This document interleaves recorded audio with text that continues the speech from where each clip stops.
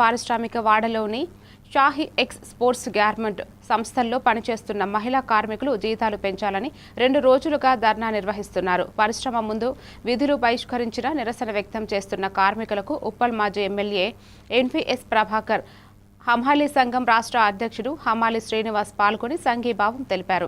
మహిళలు ఎండలో కూర్చొని న్యాయం కోసం ధర్నా చేస్తున్నప్పటికీ యాజమాన్యం స్పందించలేదని, కంపెనీలో పనిచేస్తున్న మహిళలకు కనీస గౌరవం లేకుండా అసభ్యంగా ప్రవర్తిస్తున్నారని విమర్శించారు.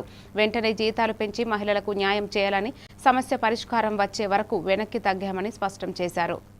ఈ ఎక్స్పోర్ట్ సంబంధించినటువంటి మహిళా కార్మికులు నిన్న ఉదయం నుంచి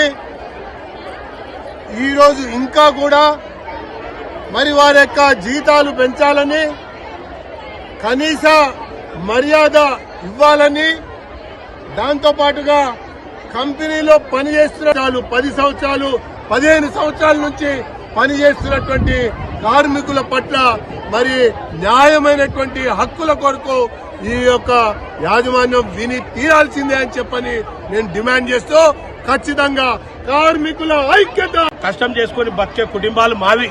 ఆ కుటుంబాలు ఇందులో పనిచేస్తా ఉంటే మాకు నిన్న ధర్నా చేసి, అన్నగారు మాకు ఈ విధంగా జరిగింది, మీరు మాతో మాట్లాడేందుకు మా మేనేజ్మెంట్ తో మాట్లాడేందుకు రావాలి, మాకు అన్యాయం జరుగుతా ఉంది గురించి, కష్టం చేసుకున్న ప్రతి మహిళ గురించి కూడా హమాలీ సీనాన్ని అనేటోడు నిలబడతాడు, మేనేజ్మెంట్ తోడు కొట్లాడుతాడు, అనుకునే సాధించే వరకు వాళ్ళు ఎంబటే ఉంటాడు అని చెప్తా ఉన్నాం.